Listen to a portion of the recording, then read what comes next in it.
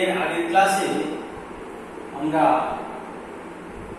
উত্তল লেন্স এবং অবতল লেন্সের বিভিন্ন প্রকার নিয়ে আলোচনা করেছিলাম। আজকে আমরা লেন্স সম্পর্কিত কয়েকটি রাশি সম্বন্ধে জানব। যেমন লেন্সের বক্রতা কেন্দ্র, সেন্টার অফ কার্ভেচার। এখানে দেখো,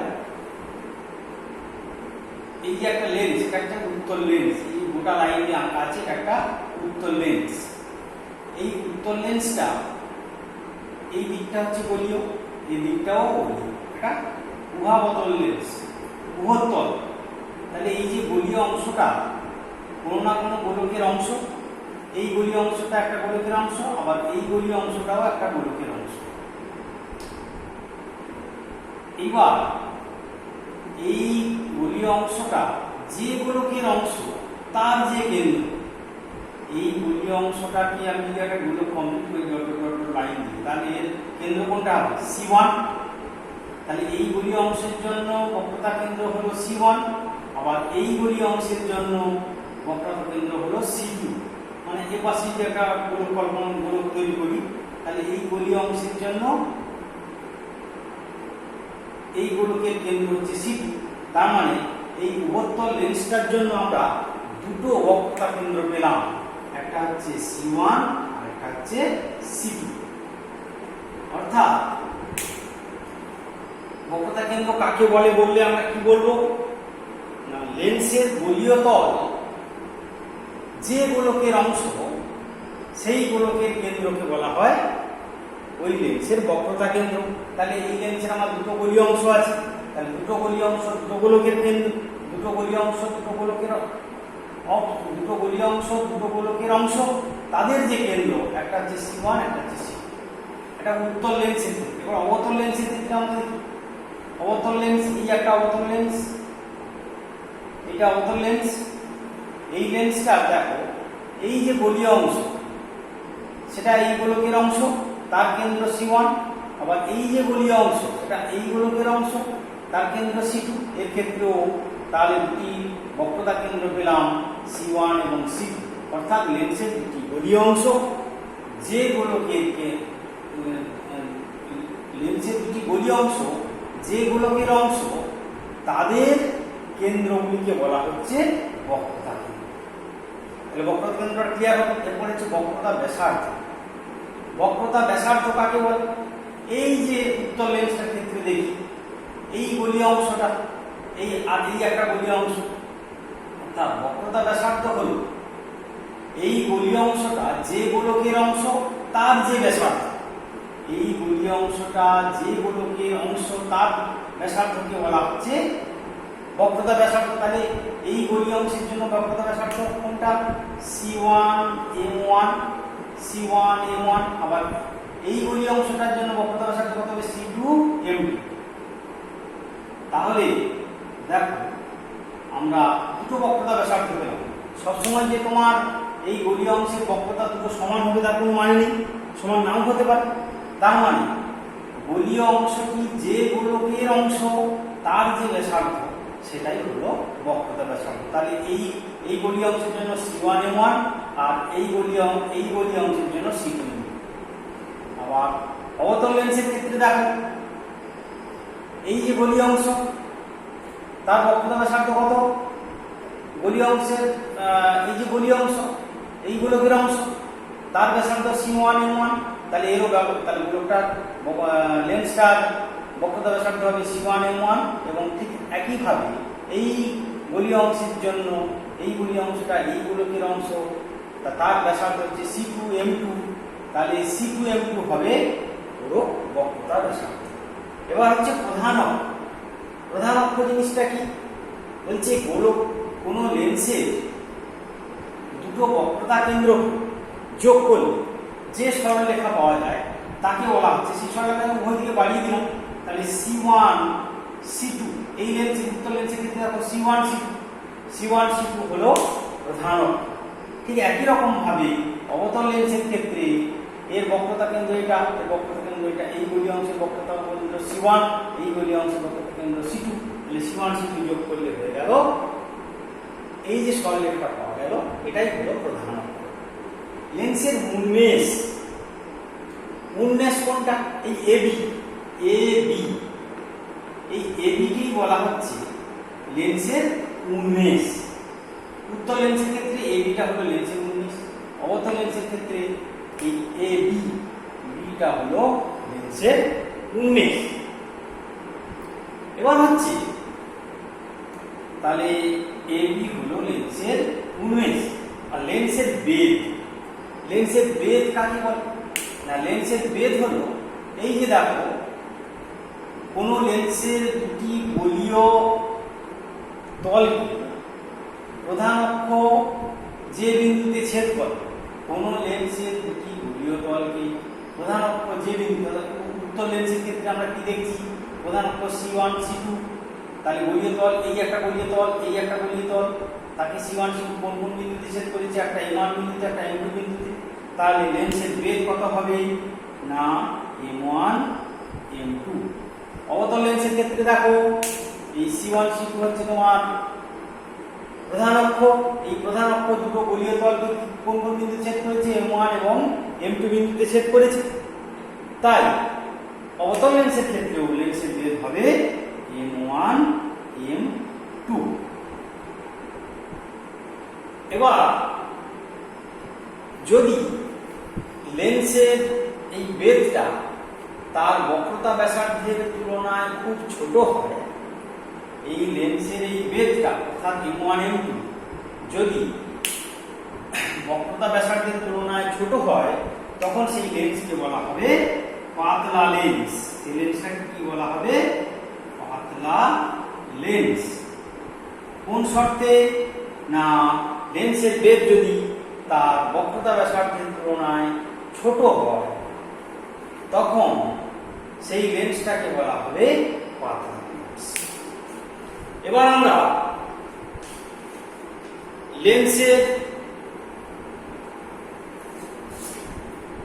লেন্সের মধ্য দিয়ে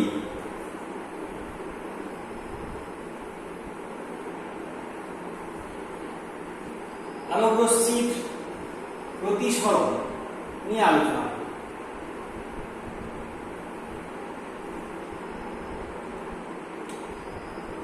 লেন্সের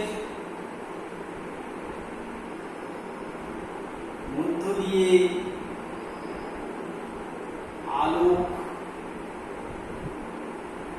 রশ্মি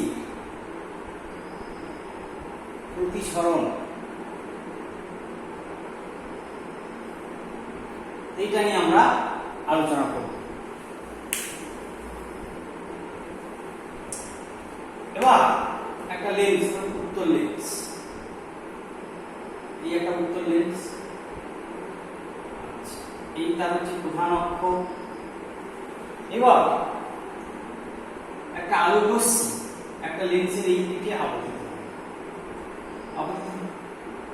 এই গোলীয় তলটা আপতিত হয়ে লেন্সের ভিতর দিয়ে যাওয়ার সময় লেন্সের প্রধান অক্ষ একটা বিন্দুতে ছেদ করলো, ছেদ করে আবার ওই পিঠ দিয়ে যখন বেরোচ্ছে, তখন আপতিত রশ্মি এবং প্রতিসৃত রশ্মি পরস্পর, এটা হচ্ছে আপতিত রশ্মি, আপতিত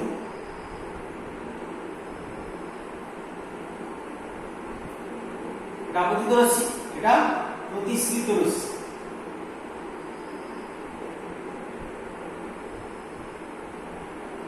অর্থাৎ একটা আলোক রশ্মি একটা লেন্সের গোলীয় তলে আপতিত হয়ে লেন্সের ভিতর দিয়ে প্রতিসৃত হয়ে লেন্সের অপর গোলীয় তল দিয়ে বায়ুতে প্রতিসৃত হয়। এবার এই লেন্সের ভিতর দিয়ে আলোক রশ্মিটা যাওয়ার সময় প্রধান অক্ষকে যে বিন্দুতে ছেদ কথা, ও বিন্দু এখানে ছেদ করেছে, এই ও বিন্দুকে বলা হয় আলোক কেন্দ্র বা অপটিক্যাল সেন্টার। তাহলে আলোক কেন্দ্রটা কি হলো? না, আলোক কেন্দ্র কি? না, কোন রশ্মি যখন লেন্সের একটি গোলীয় তলে আপতিত হয়ে লেন্সের ভিতর দিয়ে যাওয়ার সময়, একটা গোলীয় তলে আপতিত হয়ে যদি অপর পৃষ্ঠ দিয়ে প্রতিসৃত রশ্মি এবং আপতিত রশ্মি পরস্পর সমান্তরাল হয়, অর্থাৎ আপতিত রশ্মি একটা পৃষ্ঠে আপতিত হল, এবার লেন্সের ভিতর দিয়ে গিয়ে দিয়ে প্রতিষ্ঠিত রশ্মি বেরিয়ে গেল। এই আপতিত এবং প্রতিষ্ঠিত রশ্মি যদি পরস্পর সমান্তরাল হয় সেই ক্ষেত্রে লেন্সের ভিতর দিয়ে আলোক রশ্মি যাওয়ার সময় লেন্সের প্রধান অক্ষকে যে বিন্দুতে ছেদ করে সেটাকে বলা হয় লেন্সের আলোক কেন্দ্র। আচ্ছা, অবতল লেন্সের ক্ষেত্রেও তাই হবে। একই রকম ভাবে এইভাবে আমরা অবতল লেন্সটা আঁকবো, আঁকার পর এইটা প্রধান অক্ষ হবে, এইভাবে একটা রশ্মি আসবে, আপতিত হবে, লেন্সের ভিতর দিয়ে যাবে, গিয়ে লেন্সের প্রধান অক্ষকে একটা বিন্দুতে ছেদ করবে, তারপর আপতিত রশ্মি প্রতিষ্ঠিত রশ্মি পরস্পর সমান্তরাল হবে। এটা হলো এর ক্ষেত্রে আলোক কেন্দ্র। আলোক কেন্দ্র তাহলে অবতল লেন্সের ক্ষেত্রে এটা হলো আলোক কেন্দ্র, উত্তল লেন্সের ক্ষেত্রে এটা হলো আলোক কেন্দ্র। ঠিক আছে, তাহলে আলোক কেন্দ্রের সংজ্ঞা কি হলো না, আলোক কেন্দ্র হলো লেন্সের অভ্যন্তরে এমন একটা বিন্দু, প্রধান অক্ষের উপর অবস্থিত এমন একটা বিন্দু। লেন্সের আলোক কেন্দ্র হলো একটা আপতিত রশ্মি লেন্সের এক পৃষ্ঠে আপতিত হয়ে অপর পৃষ্ঠে প্রতিষ্ঠিত হওয়ার সময় আপতিত এবং প্রতিষ্ঠিত রশ্মি পরস্পর সমান্তরাল হলে লেন্সের ভিতর দিয়ে যাওয়ার সময় লেন্সের প্রধান অক্ষকে যে বিন্দুতে ছেদ করবে, অর্থাৎ রশ্মির গতিপথ যে বিন্দুতে ছেদ করবে সেটাই হলো আলোক কেন্দ্র বা অপটিক্যাল সেন্টার। এবার আমরা লেন্সের ফোকাস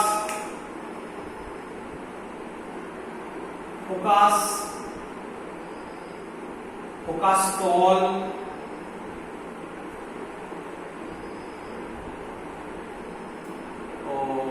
ফোকাস তল এবং ফোকাস দূরত্ব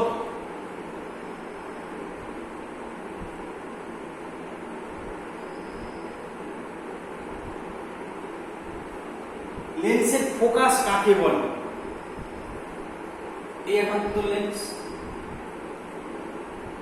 এই লেন্সের প্রধান অক্ষ। আচ্ছা, এই লেন্সের প্রধান অক্ষের সমান্তরালে যদি একগুচ্ছ সমান্তরাল রশ্মি এসে আপতিত হয় তাহলে সেই রশ্মিগুলো লেন্স কর্তৃক প্রতিষ্ঠিত হওয়ার পর প্রধান অক্ষের উপর একটা বিন্দুতে এসে মিলিত হয়। এই যে প্রধান অক্ষের উপর যে বিন্দুতে এটা মিলিত হচ্ছে এটাকে আমরা বলছি ফোকাস। অর্থাৎ একগুচ্ছ সমান্তরাল আলোক রশ্মি কোন লেন্সের প্রধান অক্ষের সমান্তরালে এসে আপতিত হয়ে লেন্স কর্তৃক প্রতিষ্ঠিত হয়ে লেন্সের অপর পাশে প্রধান অক্ষের উপর যে বিন্দুতে মিলিত হয় এটাকে বলা হয় প্রধান ফোকাস। এটাকে কি বলে? প্রধান ফোকাস। এটাকে কি বলে? প্রধান ফোকাস। আচ্ছা, এবং এই লেন্সের একটা আলোক কেন্দ্র আছে। এই আলোক কেন্দ্র হলো ও। তাহলে ও থেকে এফ পর্যন্ত দূরত্ব, ও থেকে এফ পর্যন্ত দূরত্ব, তাহলে ওএফ হচ্ছে ফোকাস দূরত্ব। তাহলে ফোকাসের সংজ্ঞা কি হলো না, একটা একগুচ্ছ সমান্তরাল আলোক রশ্মি একটি লেন্সের প্রধান অক্ষের সমান্তরালে এসে লেন্স কর্তৃক প্রতিষ্ঠিত হয়ে লেন্সের অপর পাশে প্রধান অক্ষের উপর যে বিন্দুতে মিলিত হয় সেটাকে বলা হয় ফোকাস বা প্রধান ফোকাস। এই লেন্সের একটা আলোক কেন্দ্র আছে। এই আলোক কেন্দ্র থেকে ফোকাস পর্যন্ত যে দূরত্ব তাকে বলা হয় ফোকাস দূরত্ব। এক্ষেত্রে দেখো ছবিতে ওএফ হলো ফোকাস।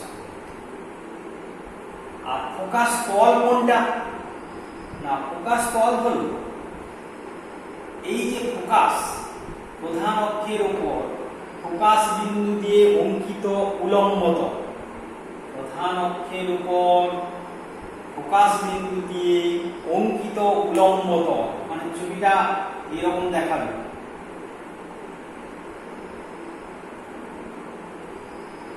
এইটা হচ্ছে ফোকাস তল। জিনিসটা সহজে দেখালে এরকম দেখাবে। এই যে বোর্ডের তল, বোর্ডের তলে ফোকাসটা আছে, তারপরে এই বইটা দেখো ফোকাস বিন্দু দিয়ে গেছে প্লাস বইয়ের তলের উপর লম্ব, অর্থাৎ বইয়ের তলটাই হলো ফোকাস, অর্থাৎ বইয়ের তলটাই হলো ফোকাস। তার মানে ফোকাস বিন্দু দিয়ে অঙ্কিত প্রধান অক্ষের উপর কল্পিত উলম্ব তলকে বলা হয় ফোকাস তল। তাহলে উত্তর লেন্সের ক্ষেত্রে আমরা দেখলাম ফোকাস কাকে বলে, ফোকাস দূরত্ব কি, ফোকাস তল কাকে বলে। ঠিক আছে, অর্থাৎ প্রধান অক্ষের উপর ফোকাস বিন্দু দিয়ে অঙ্কিত কল্পিত উলম্ব তল হলো ফোকাস তল। ঠিক আছে, এই পর্যন্ত ক্লিয়ার হয়েছে। এবার হচ্ছে অবতল লেন্সের ক্ষেত্রে। অবতল লেন্সের ক্ষেত্রে জিনিসটা কি হবে, কিরকম ভাবে দেখতে? অবতল লেন্সের এই হচ্ছে তোমার আলোক কেন্দ্র, এই হচ্ছে প্রধান অক্ষ। এবার সমান্তরাল রশ্মিগুচ্ছ এই লেন্সের উপর আপতিত হলো। অবতল লেন্সে আপতিত হওয়ার পর এই রশ্মিগুলো কি হবে না, লেন্স কর্তৃক প্রতিষ্ঠিত হওয়ার পর ওরা দূরে ছড়িয়ে যাবে।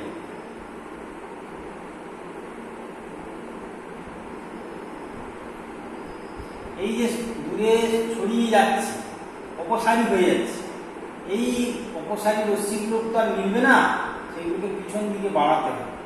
পিছন দিকে বাড়া, পিছন দিকে প্রধান অক্ষের উপর একটা বিন্দুতে মিলিত হবে। এইটাকে বলা হচ্ছে অবতল লেন্সের ফোকাস। অর্থাৎ আলো সমান্তরাল রশ্মিগুচ্ছ অবতল লেন্স কর্তৃক প্রতিষ্ঠিত হয়ে অপসারী হয়ে যখন ছড়িয়ে পড়ে, সেই অপসারী রশ্মির পিছন দিকে বাড়ালে তারা প্রধান অক্ষের উপর একটা বিন্দুতে এসে মিলিত হয়। সেই বিন্দুটাকে বলা হচ্ছে ফোকাস। এবং তার আলোক কেন্দ্র থেকে ফোকাস পর্যন্ত দূরত্ব এইটাই, এটা হলো তাহলে ওয়েভ, এই ক্ষেত্রে হলো ফোকাস দূরত্ব। তাহলে ফোকাস দূরত্বের সংজ্ঞা কি হলো না, আলোক কেন্দ্র থেকে প্রধান ফোকাস পর্যন্ত যে দূরত্ব সেটাকেই বলা হচ্ছে ফোকাস দূরত্ব। এইবার উত্তল লেন্সের অভিসারী ক্রিয়া,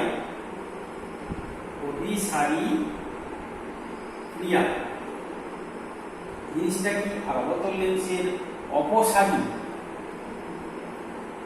ক্রিয়া জিনিসটা কি? দেখো, এই একটা আমি লেন্স এঁকেছি, এই লেন্সটা যদি ভাগ করে দিই, ছোট ছোট অংশে ভাগ করি, দেখো এগুলো ক্ষুদ্র ক্ষুদ্র প্রিজমের মতো দেখতে। এই যে এই একটা প্রিজম, এই একটা প্রিজম, এই একটা প্রিজম, এই একটা প্রিজম, এ পাশেও তাই, এবং অনেকগুলো প্রিজমে ভাগ হয়ে গেছে। এবং আমরা দেখেছি প্রিজমের মধ্যে দিয়ে যখন আলো রশ্মি এরকম ভূমি এইরকম ভাবে আপতিত হয়, এই হয়ে ওটা কি হয়, ভূমির সমান্তরালে যায় এবং যে দিকটা মোটা সেই দিকে রশ্মিটা বেঁকে যায়। তাহলে দেখো, একটা আলোক রশ্মি যখন এই উত্তল লেন্সের উপর আপতিত হলে এই একটা আলোক রশ্মি এই একটা সোজা আসছে, এরকম এরকম যে আলোক রশ্মিগুলো আসছে, আসার পর কি হবে, এর ভূমি দিকে বাঁকবে এইরকম, এর ভূমি দিকে বাঁকবে এরকম, এটা এইদিকে বাঁকবে, যেটা সোজা আসছে সেটা এইদিকে যাবে, এটা উল্টো দিকে বাঁকবে, এটা উল্টো দিকে বাঁকবে। তার মানে দেখো, একটা সমান্তরাল রশ্মি যখন প্রধান অক্ষের সমান্তরালে এসে লেন্সের উপর আপতিত হয়, তখন প্রিজম অ্যাকশনের জন্য বা প্রিজমের ক্রিয়ার জন্য সেই রশ্মিগুলো অভিসারী হয়ে প্রধান অক্ষের উপর একটা বিন্দুতে মিলিত হয়। এটাকে বলা হয় উত্তল লেন্সের অভিসারী ক্রিয়া। এবং এই কারণেই এই উত্তল লেন্সটাকে বলা হয় অভিসারী লেন্স। এই কারণেই এই উত্তল লেন্সটাকে বলা হয় অভিসারী লেন্স। আবার দেখো, অবতল লেন্সের ক্ষেত্রে এই হচ্ছে অবতল লেন্স, একেও তুমি ছোট ছোট প্রিজমে ভাগ করে দাও, ছোট ছোট প্রিজমে ভাগ করে দিলাম। এই একটা প্রিজম, তাহলে এর এই দিকটা কম চওড়া, এই দিকটা বেশি চওড়া, তাহলে সমান্তরাল রশ্মি এসে আপতিত হবে এর উপরে। এই সমান্তরাল রশ্মি আসছে প্রধান অক্ষের সমান্তরালে আসছে, এই রশ্মিটা কি হবে, ভূমির দিকে এই দিকে লেগে যাবে, এটা এইদিকে বাঁকবে, এটা এইদিকে বাঁকবে, এটা এইদিকে বাঁকবে, এটা সোজা যাবে, এটা আবার এর ভূমিটা এইদিকে চওড়া বেশি, তাহলে এইদিকে বাঁকবে, এটা এইদিকে বাঁকবে। তাহলে এই রশ্মিগুলোকে আমরা যদি পিছন দিকে বাড়িয়ে দিই, দেখো তারা প্রধান অক্ষের উপর একটা বিন্দুতে এসে মিলবে। এবার দেখো যে সমান্তরাল রশ্মিগুচ্ছগুলো এসেছিল সেগুলো এই অবতল লেন্সে প্রতিসরণের পর তারা ছড়িয়ে যাচ্ছে, দূরে চলে যাচ্ছে, অর্থাৎ অপসারী হয়ে যাচ্ছে। সেই কারণে এটাকে বলা হয় অপসারী লেন্স, এবং এটাই হলো অবতল লেন্সের অপসারী ক্রিয়া। এটাই হলো অবতল লেন্সের অপসারী ক্রিয়া, আর এটা হলো উত্তল লেন্সের অভিসারী ক্রিয়া। এবার আরেকটা জিনিস আমরা একটু দেখব। দেখো এইটাকে আমরা প্রধান ফোকাস বলেছি, এর ক্ষেত্রে এটাকে প্রধান ফোকাস বলেছি। তাহলে সমান্তরাল রশ্মিগুচ্ছ এলে লেন্স কর্তৃক প্রতিষ্ঠিত হয়ে উত্তল লেন্সের ক্ষেত্রে প্রধান অক্ষের উপর একটা বিন্দুতে মিলিত হয়, সেটাকে আমরা প্রধান ফোকাস করছি। একটা লেন্সের কিন্তু দুটো প্রধান ফোকাস। কিরকম? যেমন ধরো এই উত্তল লেন্স, এই হচ্ছে আমার প্রধান অক্ষ,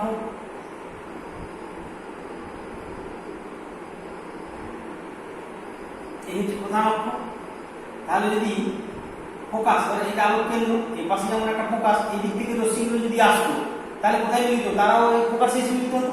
তাহলে আমি যদি একটা আলোক উৎসকে ফোকাসে রেখে দিই, তাহলে সেখান থেকে আলোক রশ্মিগুলো এইভাবে এসে লেন্সে আপতিত হবে। আর লেন্স কর্তৃক প্রতিসরণের পর প্রধান অক্ষের সমান্তরাল হয়ে যাবে। প্রতিসরণের পর কি হবে? প্রধান অক্ষের সমান্তরাল হয়ে যাবে। তাহলে এই আলোক কেন্দ্র থেকে একটা যে দূরত্বে আমরা আলোক উৎসটাকে রেখেছি সেটা হচ্ছে ফোকাস। তাহলে ফোকাসে কোনো বস্তু রাখলে সেই রশ্মি লেন্সে আপতিত হওয়ার পর প্রতিষ্ঠিত হয়ে প্রধান অক্ষের সমান্তরাল হয়ে যায়। এটাকেও বলা হয় একটা মুখ্য ফোকাস। এটাকে বলা হয় প্রথম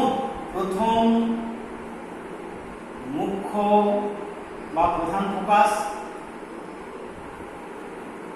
আর এটাকে বলা হয় সমান্তরাল রশ্মি এসে লেন্স কর্তৃক প্রতিষ্ঠিত হয়ে প্রধান অক্ষের উপর যে বিন্দুতে মিলিত হয় সেটাকেও বলা হয় মুখ্য ফোকাস।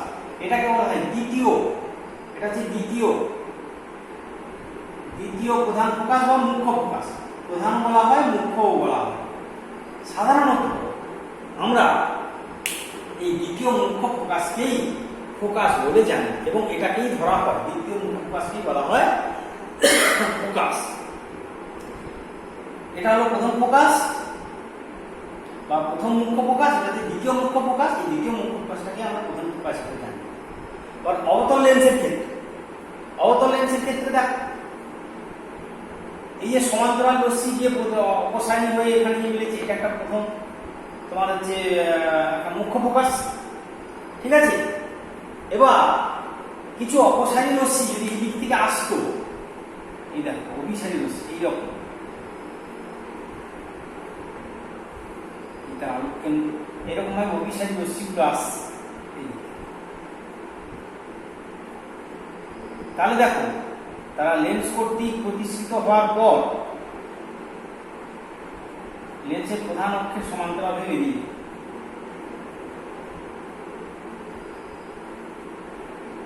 ঠিক আছে, লেন্সের প্রধান অক্ষের সমান্তরাল হয়ে বেরিয়ে।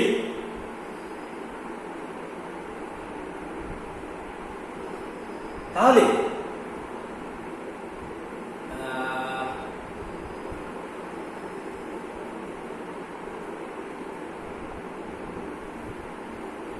প্রথম ক্ষেত্রে যেমন পেলাম, এটা হচ্ছে প্রথম মুখ্য ফোকাস উত্তল লেন্সের ক্ষেত্রে। অবতল লেন্সের ক্ষেত্রে এটা হচ্ছে প্রথম মুখ্য ফোকাস। আর এই পাশ থেকে যদি রশ্মিগুলো যদি উল্টো হয়ে গেল, এটা হচ্ছে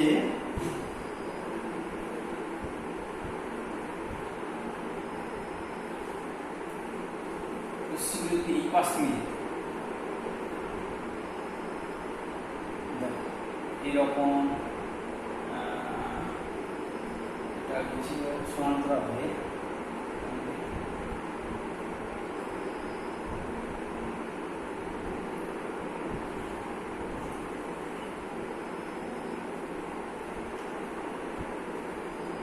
হচ্ছে উত্তর লেন্সের ক্ষেত্রে দ্বিতীয়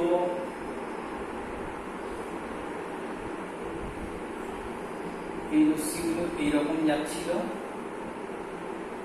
যাওয়ার ফলে